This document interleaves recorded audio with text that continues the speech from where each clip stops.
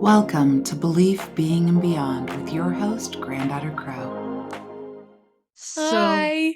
hi. Oh, it's so good to see your face. So good to see your face too. I also love that we happen to be recording all of this on Beltane. So I don't think Right? when we booked it that I even really realized what Right. today was. So I'm Right. just excited to be with you, my friend. We're just naturally magical, seasonally witcheries. I know.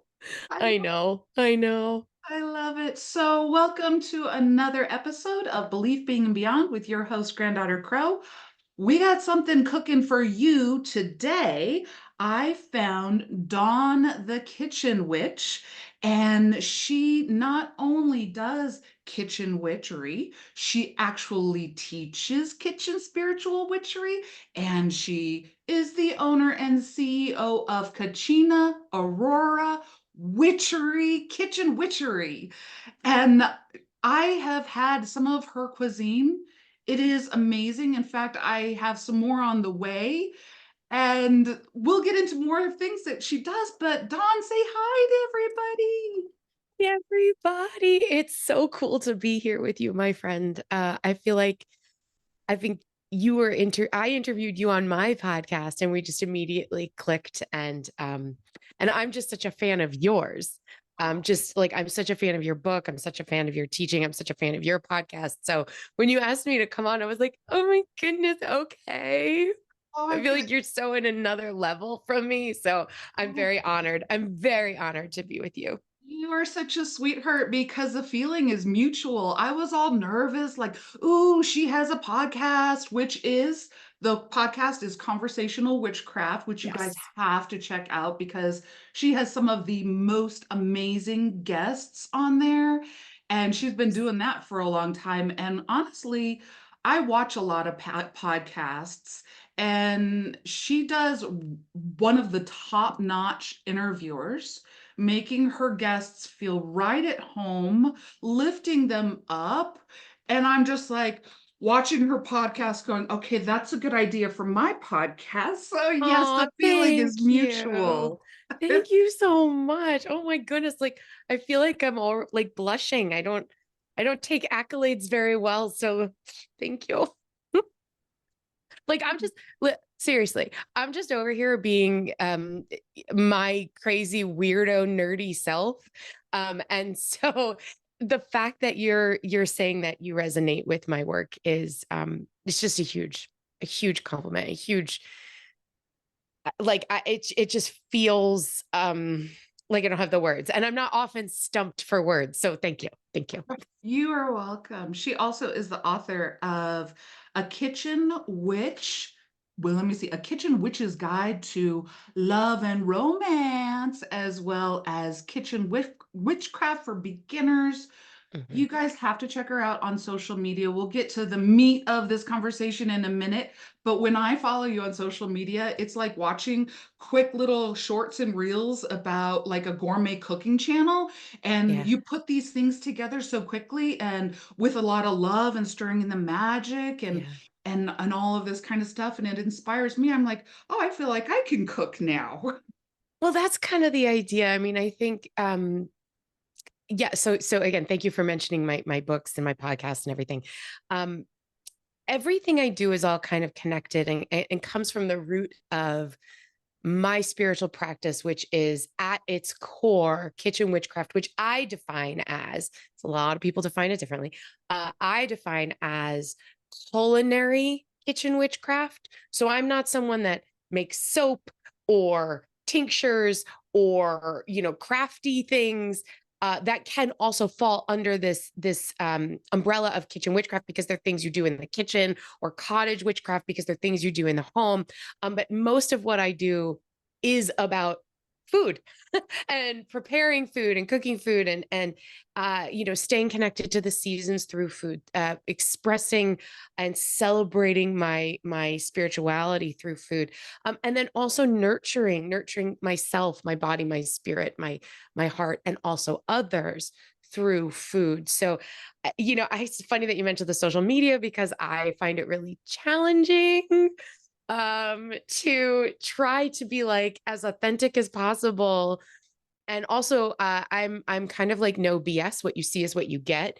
So if I'm like in my pajamas and I need to whip up something quick out of leftovers, yeah, I'm just gonna do that. Is it magical? Yes, to me it is because I'm doing it with intention. It's also magic because I just pulled this idea out of the air. But it doesn't have to be complicated. And I often think that in witchcraft spaces, especially online on social media, often people are doing things that aren't realistic for everyday witches, Right. but food is relatable. And, we all wish we could be dancing naked under every full moon. As I said, today is Beltane. Anything planned to celebrate today, except I'm going to eat dinner. And so I'm going to make sure that whatever my dinner is tonight does have a spiritual connection to it. But I'm not doing a big ritual. I don't have plans to see other witches. Like, I live a big life. I'm busy. I have bills to pay. I have a business to run. I have a home to keep. I have pets to take care of. We don't always have time to do all these things that we wish we could do. And if you looked at social media, you would think, oh, I'm a bad witch or I'm not good enough in my practice because I can't be, making offerings at a lake every day. Like, that's not reality, but you eat every day. You can practice kitchen witchcraft every day and stay connected to those things. I absolutely love that because, I mean, we're eating anyway. And a lot of times I get that question too, like, how do I advance my spirituality? And normally it's like meditate and journal and da da da da da da da. But honestly, in this day and age, we need to be able to actually integrate our spiritual conscious lifestyle into or our organic lifestyle. And it's not Yes. something that's like, let's save church for Sundays, let's save ritual for full moons. It's something like, Mm. I am going to be eating tonight, so let me get the most out of it. So I love what you just said. Could you tell us a little bit more about your shop, Kachina Aurora Kitchen Witchery? Oh, sure, sure. So my business, Cucina Aurora Kitchen Witchery, really stemmed from my own spiritual two things: my own spiritual path as a kitchen witch, and also my restrictive diet. I have a lot of really crazy food allergies. I have a lot of digestive issues, and I've always loved to cook, and I've always loved to eat and be around people, feeding people. I mean, I was born and raised in an Italian family, and we talk with our hands and we eat food. Like, that's our whole life. And uh, you know, basically, I had this opportunity a million years ago to teach a class on kitchen witchcraft before I was even, when I was just a practicing kitchen witch. I had this list that said, oh, we're looking for people to volunteer. And these are the classes we're looking to fill at this local Beltane festival. That's right. A million years ago. I want to say it was probably like 2005, 2006. Nice. And I was like, oh, I could talk for a half hour on kitchen witchcraft. And I did. And I had like 40 people show up for this class, and people were super interested in what I was talking about. And I started making these infused olive oils at the same time. This was happening at the same time. I found out about a bunch of food allergies, and I started making these infused olive oils, just olive oils and herbs, because I could eat that. It was easy. I could add a lot of flavor to food without chemicals or without having to think too hard about it. I could zhuzh up some plain rice and some plain chicken with these olive oils. And so when I had this opportunity to speak on kitchen witchcraft, they said to me, well, we can't pay you, but we can give you a booth, and you can vend whatever you want. And I was like, oh, I'll make anything. My husband was like, well, you make those oils, they're really good, you should sell them. And I was like, you're crazy, no one's gonna buy that. And they came to the class, they bought the product, and I went, people are really resonating with the message of cooking with love, staying connected to spirit through food. And I went, gee, I think there's something really human about this message, regardless of spiritual path. And from there, it just grew. So we do all kinds of gourmet foods, but everything is done from my own recipes. Everything is done by hand. Everything is made with a lot of love and energy. We actually have a meditation space in our warehouse that I have been banished to. If I'm in a bad mood, my team will be like, you need to go sit and meditate for a little while. Thank goodness hasn't happened in a long time. But yeah, so we do everything gourmet foods, and then we also like have my cookbooks and my classes, and everything sort of intertwines and supports this message, this idea of food is used to heal and nurture heart and soul as well as body. I love, love, love that. And this isn't small potatoes here. I mean, I think I've seen you're up and down the East Coast. How many distribution, like I don't even know. You have a huge distribution. We can be found in I'm here in New Hampshire, so I'm in southern New Hampshire, about an hour outside of Boston. And I'm from New York originally. I was born and raised on Long Island, New York. I was for all you people out there listening from New York, Long Island, you will get what I'm about to say. Don't be offended. I was a little too nice to be from there, and so I left. I left and I moved to New England where like the pace is the same, but no one's trying to run you over with your car. Like it's so my husband and I have been in New England for about 12 years now. And that is when I really like a year after we moved up here, I quit my full-time job in design and went whole hog into my business. I shouldn't say that. I worked part time at Trader Joe's for a long time while I was getting the ball rolling on Cucina Aurora. The beauty of what Cucina Aurora Kitchen Witchery is that it's true to me. It's my heart and soul and my spiritual practice. However, because we're talking about cooking with love and we're talking about great food and we're talking about bringing people together around great food, the people that the muggles, for lack of a better term, they get it. So they get that message, right? So I can sell this product and I can sell these ideas and I can talk about these things in places like yoga studios, wellness centers. I can sell the product to Whole Foods, but then I can also sell the product to, your local mom and pop pagan store because both customers resonate with these messages. And I think that is the beauty and one of my core values as a witch and as an entrepreneur, to show the world that witches aren't scary. People that are different are not different.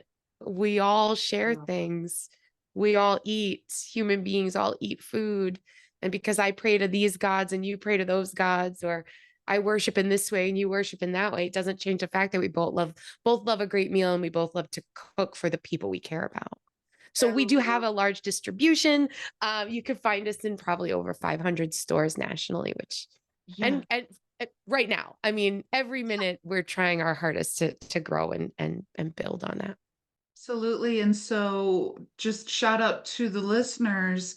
I will drop the website here where you need to scroll and peruse, and you will come across some of the most fantastic. It's got this feel to it, and on the way I have my sampler box of those olive oils infused with garlic or Mhm. rosemary, and oh my goodness, I've already had some, and so I'm like salivating when I look at it because it's almost like, Pavlov's dog. I'm like, oh yeah, I remember that. Oh, thanks, Oh thanks. yeah, and It's the challenge right now, specifically. You know, everybody's sort of looking around at the grocery stores and everybody's going, geez, the price of groceries is really, really expensive. And if I could just take a moment and talk a little bit about why that is. yeah, A lot of folks are thinking, oh, there's government stuff, there's price gouging.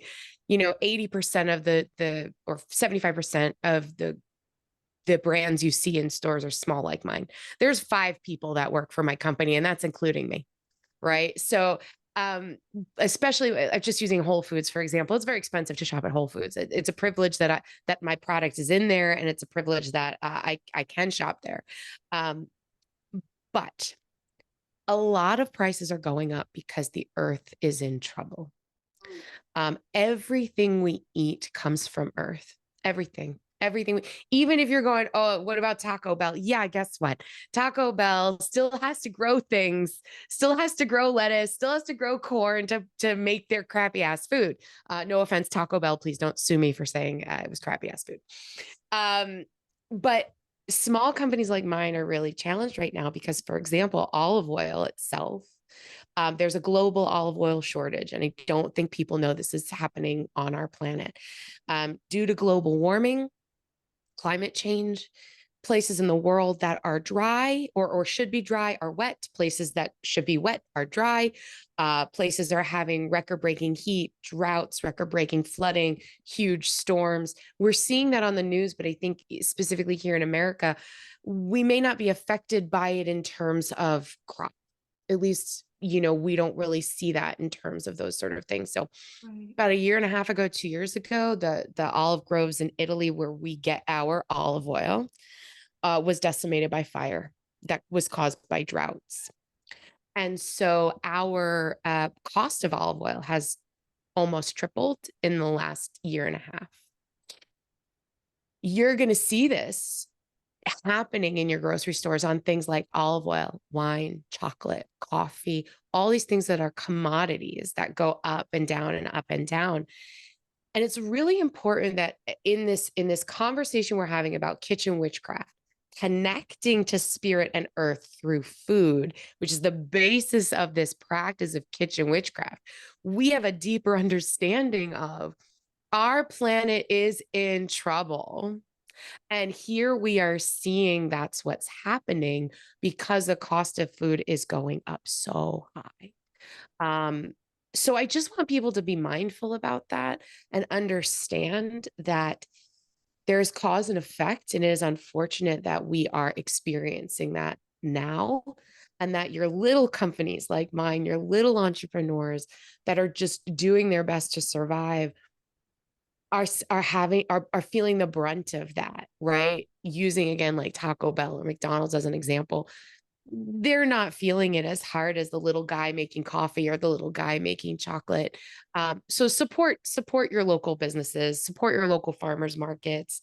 It's important. It's important for our planet that you do those things, and it's important for our communities that you do those things. You. I mean, you almost made me cry because I'm very connected to Mother Earth, and that awareness, I think, is something that is very important. And what I'd say to the viewers, I'm not going to ask you to pray over your food or say anything to deity, but when you sit down to Mm, take a bite, say thank you for this food. Thank you to the hands that brought this to me yes, in gratitude. If you just say that, thank you for the hands that prepared it, thank it for the hands that brought it to me, all the way from earth through, you brought me this wonderful gift. I bet your digestion, the food will taste better, your consciousness grows, and I bet your hmm, digestion will go process it a lot easier because you're welcoming it into you. absolutely. I agree with that 100%. If we are witches and pagans and we believe that everything is energy, then the energy that we imbue into our food makes a big difference. When I'm teaching a class, one of the first things I tell people is purchase food, or if you can't grow food, and most of us cannot, if you can't grow food to support yourself, um, buy food that is as close to the earth as possible. Right. Go to your local farmer's market, go to your local farm stand. And if you can't do that, then at the grocery store, find the potato that is covered in the most amount of dirt. Find the, find the orange that smells the most like orange. Try not to buy the thing that's already chopped up. Buy the whole food, not You know, do what you can to make sure that the item is as close to earth as possible, because it is as alive as possible and still contains the vibration of live earth, right? In the case that you are a meat eater, which I am, try to eat as humane or locally raised as you can, because an animal raised with love and care and consideration and gratitude, as you mentioned, and gratitude, that energy is going to be into that animal and then into your body. And especially in cases where that you cannot do that, and maybe you're just making microwavable macaroni and cheese, which by the way is okay. You need to do that. You need to do that. We all need some box mac and cheese from time to time. Okay. That's a comfort food. Putting that gratitude out there, right? Because that macaroni that's in that box mac and cheese still was grown from a plant, that was still picked by a farmer, that was still went into a factory. There are so many hands and hearts that touch our food before it goes through our being, that yes, you want to have gratitude, but you also want to cleanse it, because you don't know who was in a bad mood, who felt like crap, who was having trouble at home. What conditions were these people working under? And so being able to take a moment, take a breath, have gratitude, focus, and breathe 2 seconds. 2 seconds is what we're talking about. Mindfulness that Yeah. this thing you're about to put in your mouth is going to nurture your soul and your body, is going to change the energetic vibration of that food. Gosh, I could talk to you for hours. I mean, seriously, this is just so amazing. So, yeah, it's kind of funny that you'd say that about somebody being in a bad mood. They're literally, I haven't been to a restaurant in years. I've just been doing home stuff. But the reason why I started moving away from going out to eat is not because I don't love it, not because it's not romantic, not because I don't have to do the dishes, but Right. because I was like, the cook is angry. The cook is Right. angry tonight. Yeah, and I could Absolutely. taste it and it tasted dead, no flavor or whatever. To Mhm. me, GDC can get away with saying stuff like that, but it's true even if you don't taste it, something inside of your body, you're ingesting that. And I Yeah. love how you just said it very straight up. Yeah. Everything comes from the earth, all is energy. Infuse it with love, give gratitude, but also cleanse it because you are receiving it into this, and what you receive into this is what you put out. Yeah. Thank you for listening to another episode of Belief Being and Beyond. Please like, subscribe, and share to listen to part 2 of Dawn the Kitchen, which please continue to listen. That episode is coming up next.